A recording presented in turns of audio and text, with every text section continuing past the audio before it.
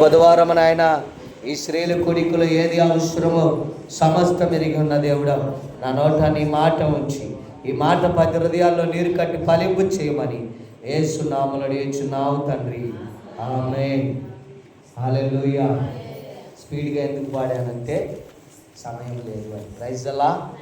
ఈ బుధవారం రోజు కూడా మనం ఒక నూతనమైన వాక్యాల ద్వారా దేవుడు మనల్ని బలపరుస్తున్నందుకు సమస్త మహిమ దేవునికే కలుగునుగా. ఈరోజు మరొక అంశంతో దేవుడు మీ ముందుకు తీసుకొచ్చాడు. మనిషికి బుద్ధి ఎప్పుడు వస్తుంది? వినాలి, అమ్మాయిని మర్చిపోవాలి.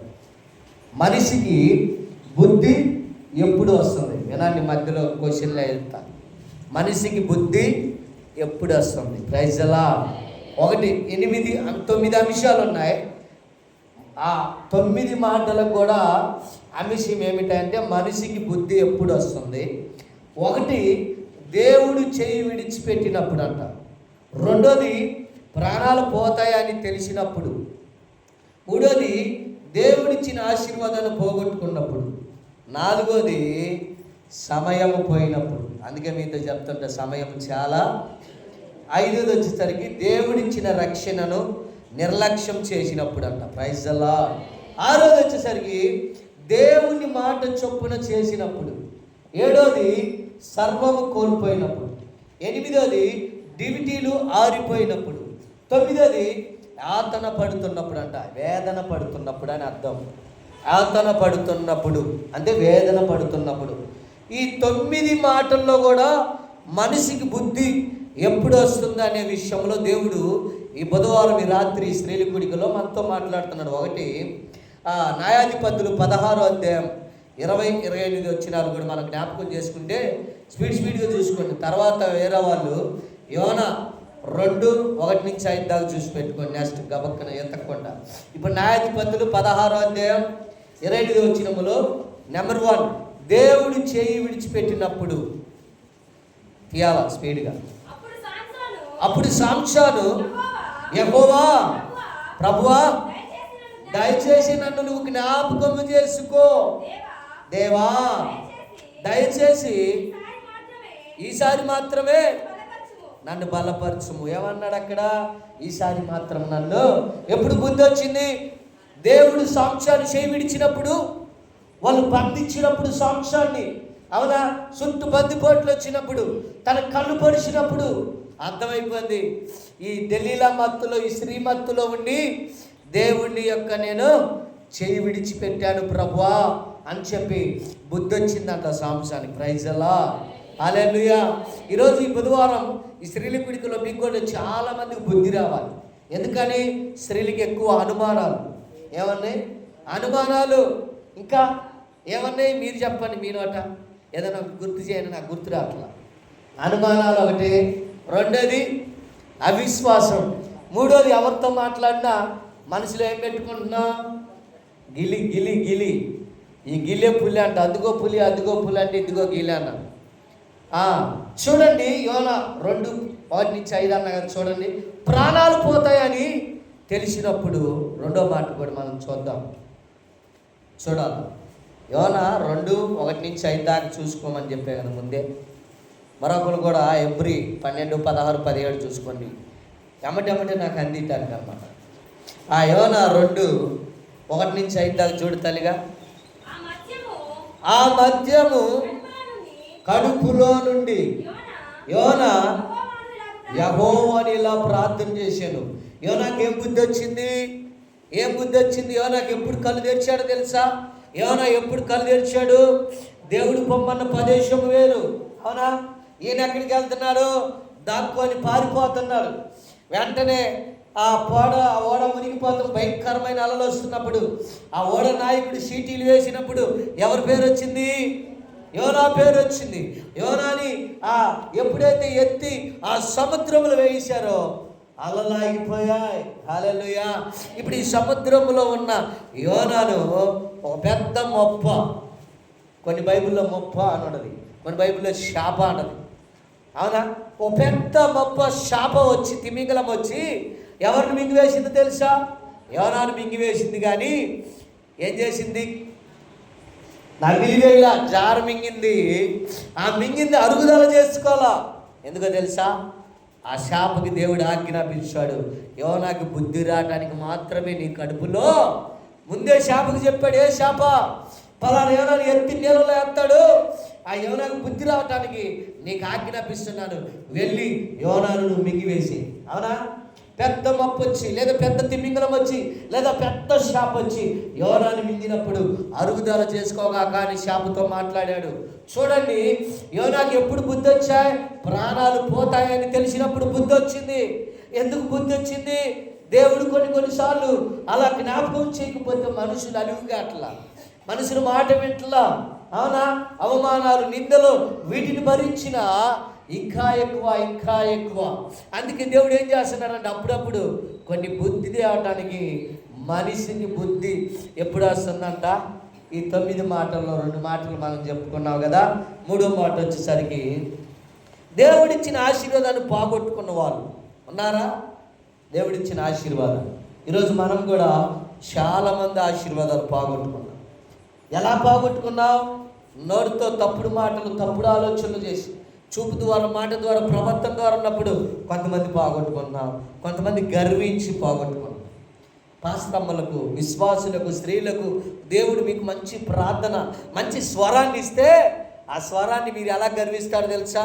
నాలాగా పాస్టర్ కూడా బాగలేదు. నిజమే, ఆడవాళ్ళు బాడినట్టు పురుషులు పెద్దగా మీ అంత స్వరం ఉండదు. దేవుడు మీకు ఇచ్చిన మధురమైన స్వరాన్ని బట్టి దేవుడికి మీరు ఏం చేయాలా? స్తుతించాలి. ప్రభువా, ఈ వయసులో కూడా పాడుతున్నావు, యవన ప్రాయంలో నీ పాటల భారాన్ని నాకు ఇచ్చావని దేవుడిని స్తుతించాలి, కానీ గర్వించకూడదు. చదివమ్మా, తీసావా? ఎబ్రీ 12:16-17 చూడమని నాకు చెప్పాను. దేవుడిచ్చిన ఆశీర్వాదాన్ని పోగొట్టుకున్న వాళ్ళు గర్వం నాశనానికి చెట్టు. ఈరోజు చాలామంది కూడా గర్వం, చాలామంది అణిచిపోవడానికి కారణం ఏంటంటే ఎబ్రీ 12:16-17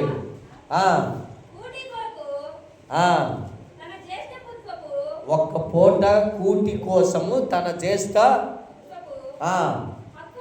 హక్కును అమ్మివేసిన యేసు. చూడండి, భోజనానికి చిక్కుడుకాయ కూర కోసం ఆ వాసనకి, అవునా, చిక్కుడుకాయ కూర వాసన ఎలా వస్తుంది? చికెన్ చాలదు, ఏపు ఫ్రై చాలదు, అవునా, చేప ఫ్రై చాలదు, ఈ గుమ్మలాడే వాసనలే ఎలా ఆయన పడుతుందంట యేసోపుకా?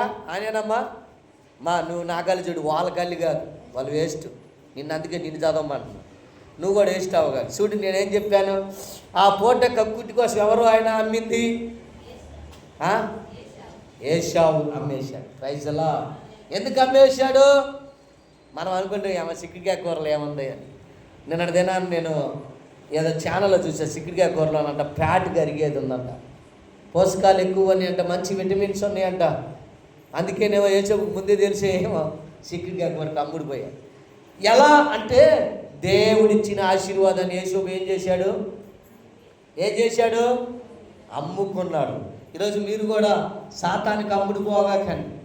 నేను చక్కగా పాడుతున్నా, అబ్బా బో పాడుతుందిరా రాని అనగలే, అబ్బా బో పాడుతుందిరా ఎస్టేరి అనగలే, అబ్బా పాస్టర్ బో పాడిందిరా గొంతు అనగలే, ఏమొచ్చేసింది మనలో? నాశనానికి ముందు అది వచ్చిందంట. ఏమొచ్చింది చెప్పాలా మీ నోరుతో? ఏమైంది? పెద్దగా చెప్పని వినపడింది. గర్వం వచ్చింది. స్త్రీల కొడుకులో స్త్రీలారా, పాటల్లోనే కాదబ్బా, బాగా ప్రార్థన చేస్తున్నాయి అనగలే, నాలా ఎవరు చేస్తారు పాస్టర్ గారు? అది రానివ్వకండి. ప్రైజ్ అలా, హల్లెలూయా. అవునా? మంచిగా ఒక ప్రాధాన్యత సేవకుడు నీకు అప్పు చెప్పినప్పుడు అది చివరి శ్వాస వరకు కూడా మనం నిలబెట్టుకోవాలంట. ప్రైజ్ అలా. మనలో ఏమన్నా కూడా అనుమానాలు, ఈ పెండిపోతాలు, గీళ్ళు ఇవన్నీ ఉండటం వల్ల దేవుడు నీకు ఇచ్చిన ఆశీర్వాదాన్ని పోగొట్టుకుంటున్నావు ఈరోజు. ఎందుకు? భార్య భర్తకి తగాదులు వస్తున్నాయి. చూసింది ఒకటి, జరిగేది ఒకటి, దాన్ని ఏదేదో ఊహించుకొని గొడవలు చేస్తున్నాడు సాతాను గారు. తెలుసా? నెమ్మది లేదు, ప్రశాంతత లేదు. భార్య ప్రార్థన చేస్తుంటే భర్త తాగి వచ్చినప్పుడు ఒక మాట తగ్గుంటే ఏమైంది? నువ్వెంత అంటే నువ్వెంత అనలే, ఏం చేస్తున్నావు? చీపురు కాడ తిరిగేస్తున్నావు. తర్వాత కుయ్యో అన్నలేదు. ఆ మాట రాకముందే మనము ఆ స్వాధీనంలో ఉంచుకోవాలంటే. ఏం దేవుడి బిడ్డలో ఒక మాట తగ్గించుకుంటే తప్పే ఉంది భర్త దగ్గర. భర్త తాగొచ్చి సనిగినప్పుడు, గొనిగినప్పుడు ఎదురు మాట్లాడగాక.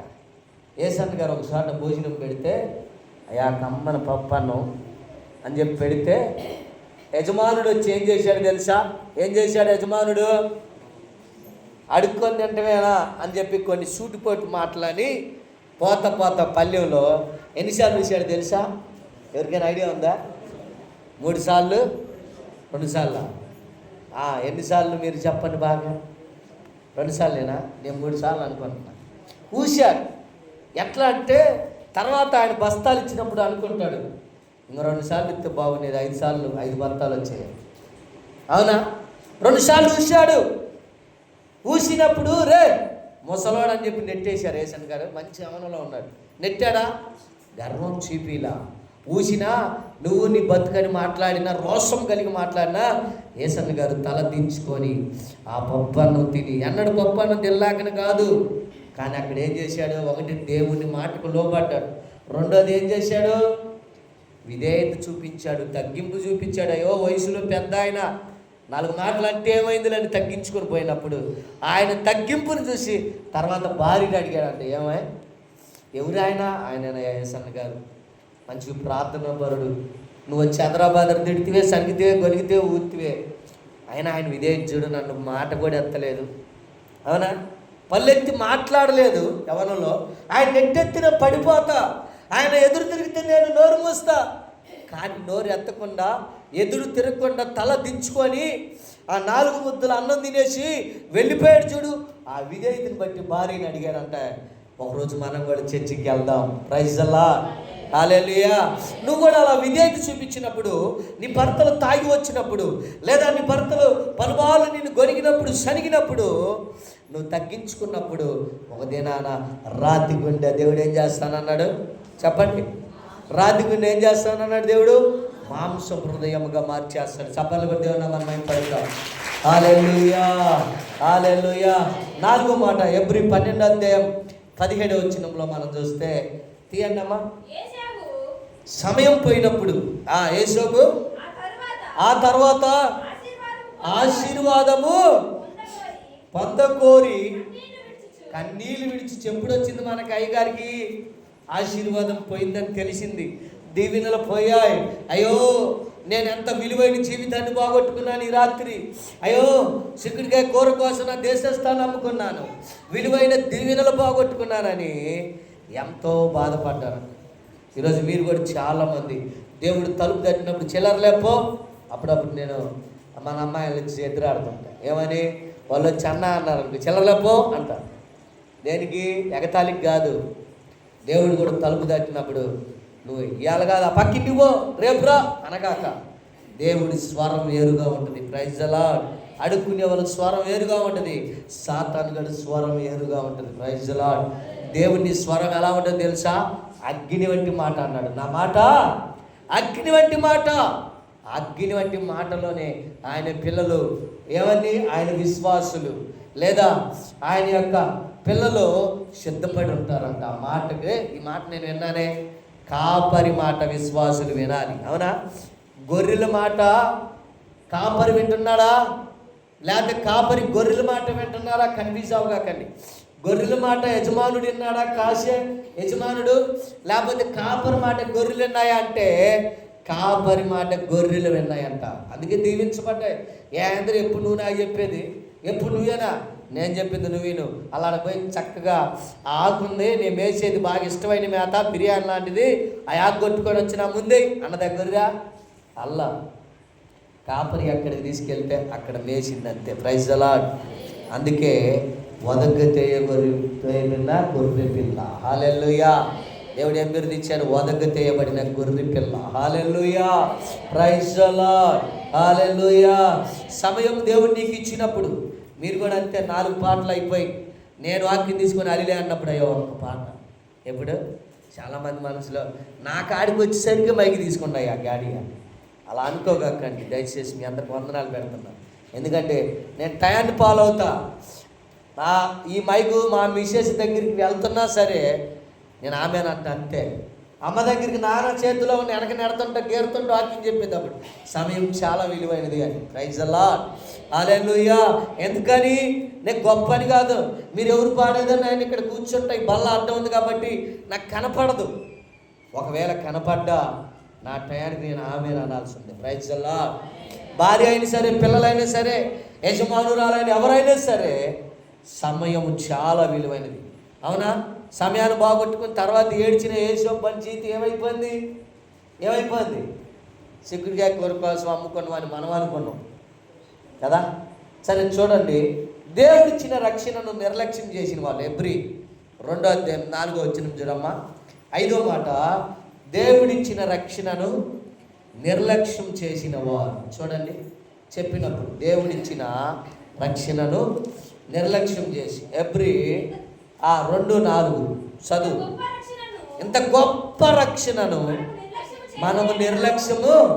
ఈరోజు చాలామంది అదే శావుకుడు మైకి పెట్టగానే ఆ పోదాంలే 2 పాటలేగా పాడింది, 3 పాటలే కానీ తాజకారంగా నిర్లక్ష్యంగా ఉండి సమయాన్ని పోగొట్టుకున్నాక దీవెనలు పోయిన సగం దీవెనలు వచ్చి పరిగెత్తితే సమయం ఉందా?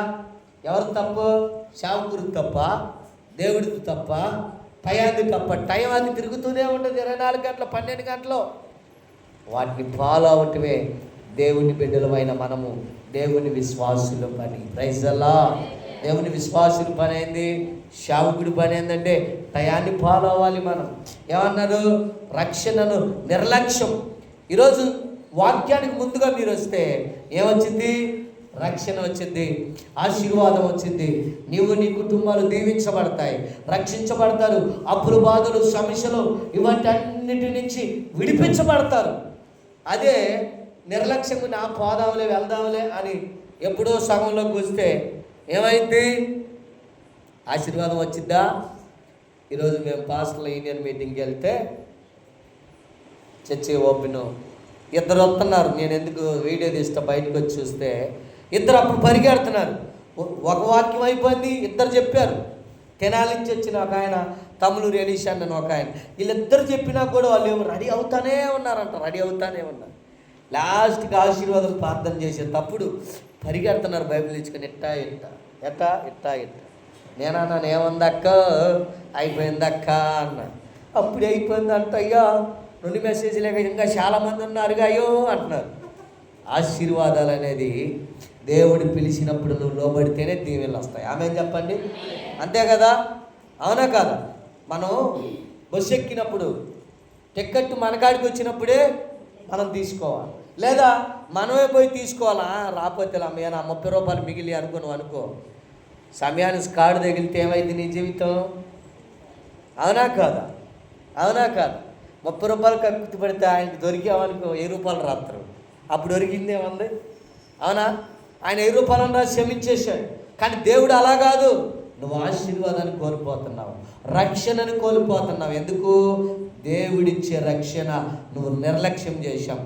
వెళ్దాంలే, పోదాంలే, ఇంకా ఉందిగా, మన పాస్టరేగా, మైకి దొరికితే వదిలిపెట్టరుగా, పాటలు ఉదయం నుంచి సాయంత్రం దాకా పాడిస్తాడుగా అని చెప్పి నువ్వు సమయాన్ని అర్థం చేస్తే నువ్వేం కోల్పోతున్నావు?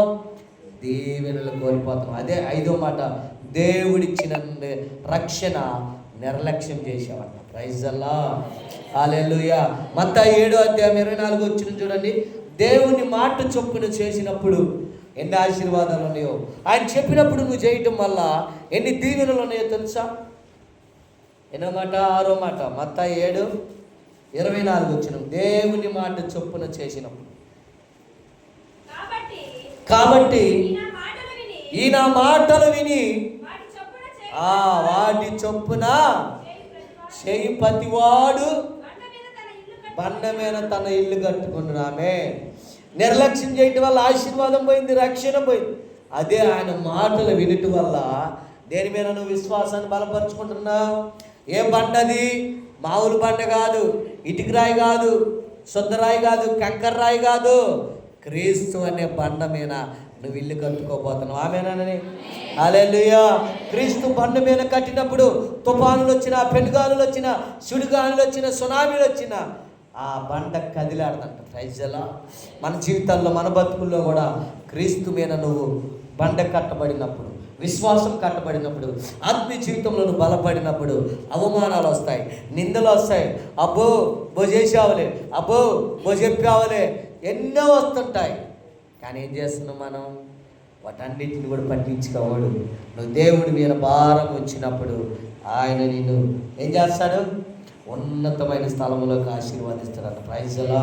7వ మాట మనం వచ్చేసరికి సర్వము కోల్పోయినప్పుడు అంట. లోకా సువార్త 15వ అధ్యాయం 17వ వచనంలో మనం చూస్తే ఏమంటున్నాడు? సర్వం కోల్పోయావు. ఎందుకు కోల్పోయావు? ఎందుకు? చూడండి, చెప్పిన మాట వినపోవటం వల్ల. ఈరోజు చెప్పిన మాట వింటలా, నా ఇష్టం నా జీవితం అని. యేసు ప్రభు తన రక్తాన్ని ఇచ్చి కొన్నాడు తెలుసా నిన్ను? సర్వం కోల్పోయిన. 15:17 లోక. అయితే బుద్ధి వచ్చినప్పుడు వాడు నా తండ్రి, ఆ తండ్రి యొద్ద ఎంతో మంది కూలి వాళ్ళుండి అన్నము సమృద్ధిగా ఉంది. మీకు అర్థమైంది? అక్కడ తప్పిపోయిన కుమారుని గురించి చెప్తున్నాడు. అక్కడ ఏం కోల్పోయాడు? తాగుడికి బానిసాయి, సిగరెట్లకు బానిసాయి, వ్యభిచారానికి బానిసాయి, అమ్ముకొని అంతా తండ్రి దగ్గర బలవంతంగా తీసుకొని వెళ్ళిపోయాడు. ఒరే నా మాట ఇంటరంటే లేదో, నా జీవితం నా ఇష్టం అని చెప్పి అమ్ముడిపోయి లాస్ట్కి ఏమయ్యాడు తెలుసా? తప్పిపోయిన కుమారుడు పందుల దగ్గర పొట్టిది ఏంటంటే, ఆ పందుల యజమానుడు కూడా ఆయన నీకు దండం పెడతాను, నా పందులకే చాలక నేను అలా అడిపోతుంటే అదంతా నువ్వు ఏడ తింటావు, నువ్వు వెళ్ళిపో. అవునా? ఇప్పుడు తండ్రి దగ్గర కూలి చేసుకుని బతుకుదామని మరలా ఏడ చేరాడు తెలుసా? ఎక్కడ చేరాడు? తప్పిపోయిన తండ్రి దగ్గరికి. ఏ గ్రామంలో అయితే విడవబడ్డావో, ఏ గ్రామంలో అయితే నీకు అవమానాలు వచ్చాయో, ఏ గ్రామంలో అయితే నిన్ను తోసివేశారో, ఏ గ్రామంలో అయితే నిన్ను సులకనగా చూశారో, ఏ గ్రామంలో అయితే నిన్ను సింపుల్గా ఇంతేనా అన్నట్టుగా చూశారో, అదే గ్రామంలో దేవుడు నిన్ను మరలా తీసుకురాబోతున్నారు. ఆమె చెప్పండి. అదే గ్రామంలో మరలా నిన్ను నిలబెడుతున్నాడు. అదే గ్రామంలో మంచి ప్రార్థన పరుడుగా, మంచి సింగర్గా, మంచి ప్రసంగికులుగా ఉండునుగాక. ఆమేన్. హల్లెలూయా. 8వ వచనం, దివిటీలు ఆరిపోయాయి. మత్తయి సువార్త 25వ అధ్యాయం 8వ వచనం చూడండి స్పీడ్గా. లోక 16, 27, 18 తర్వాత చూడండి 28. ఇంకొకరు చూసి పెట్టుకోండి. మత్తాయి 25:8 దివిటీలు ఆరిపోయినప్పుడు బుద్ధి లేని కన్యకలు మా దివిటీలు ఆరిపోకుండా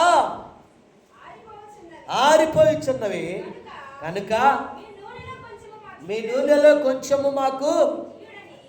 ఈ మాట మీకు చాలాసార్లు చెప్పా.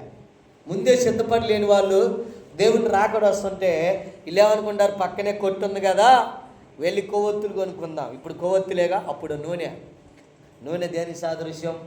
ప్రార్థనకి సాదృశ్యం. వెలుగు దేనికి సాదృశ్యం? ఆత్మీయ జీవితంలో నువ్వు బలపడతాడు. అప్పటికప్పుడు పోయి తెచ్చుకొని ముట్టించుకుంటే వెలగో, నువ్వు అప్పటికప్పుడు ప్రార్థన చేస్తే వెలగో. అందుకే నీ తల్లి గర్భంలో ఉన్నప్పుడే దేవుడు నిన్ను ఏర్పరచుకున్నాడు. Praise the Lord. మోషేని ఏర్పరచుకుంటే మోషే తప్పించుకోవాలని చూశాడయ్యా. నేను నత్తువాన్ని, నాకెందుకు? అవునా? 1:81 అంట. నేను కూడా కొన్ని విషయాల్లో 1:81 అంట గబక్కన దాన్ని పట్టుకొని ఎగతాళి చేసిన వాళ్ళు ఉన్నారు. అయినా సౌదాకు వచ్చాయి. నేనేం చేస్తాను తెలుసా? ఇటుని ఇట్టంచను, ఇటు వదులుతా. Praise the lord. ఎందుకని? అనవసరమైన వద్దు మనకి. ఏది అవసరమో అది వింటే చాలు. నీ డివిటీలు వెలిగించబడాలంటే వాక్యం వినాలి, కన్నీటి ప్రార్థనలో ఉండాలి, విశ్వాసం కలిగి నువ్వు ఉన్నప్పుడు. అప్పటికప్పుడు పోయి కొనుక్కొచ్చుకుంటా అని నిర్లక్ష్యంగా ఉండి, తాత్కారంగా ఉండి, పక్కనే కదా కొట్టా అని చెప్పి నువ్వు సమయాన్ని వేస్ట్ చేస్తే ఆయన రానే వస్తాడు. బుద్ధిగల కన్నికలను తీసుకెళ్తారు. తలుపేసినాక అయ్యా నేను మారుతామని, నేను సువార్తని, నేను అంటే లేదు ప్రయోజనం ఉందా? ఎవరమ్మా నువ్వు? అయ్యా బైబిల్ చదువుతానయ్యా, ప్రార్థన చేస్తానయ్యా, యాడి ప్రార్థన చేస్తాను, చేయి పెట్టిపోయి చేయించుకుంటానయ్యా, 10 మందికి చదువుతా, చేయి చెప్పపోయినా కానీ ఆయన ప్రార్థన చేయలేదని చెప్పి 10 మందికి చదువుతానయ్యా అన్నా. నువ్వెవరో నాకు తెలియదు అంటే అర్థమవుతుందా నా మాట? చేయి పెట్టి ప్రార్థన చేయించుకుంటా డాడీ సార్ చేత, ఆయన ఎవరు నువ్వు అంటాడంతే. Praise the Lord. హల్లెలూయా. ఇంకొక మాట మనం చూసుకుందాం. 9 ఏదన పడుతున్నప్పుడు లూకా సువార్త 16వ అధ్యాయం 27, 28 వచనం. కానివ్వాలి. లూకాసు వార్త 16వ అధ్యాయం 27-28. యోధన పడుతున్నప్పుడు అప్పుడు అతడు, తండ్రి, అలాగైతే నాకు 5 సహోదరులు, వారును వేదనకరమైన స్థలములోకి రాకుండా వారికి సాక్ష్యం ఇచ్చుటకు నా తండ్రి ఇంటికి వారిని పంపవలేనని నిన్ను వేడుకొనుచున్నా. ఏమని వేడుకొనుచున్నాను? యోధన. హల్లెలూయా. ప్రార్థన చేసుకుందాం. తలలు వంచి ఆకాశం వైపు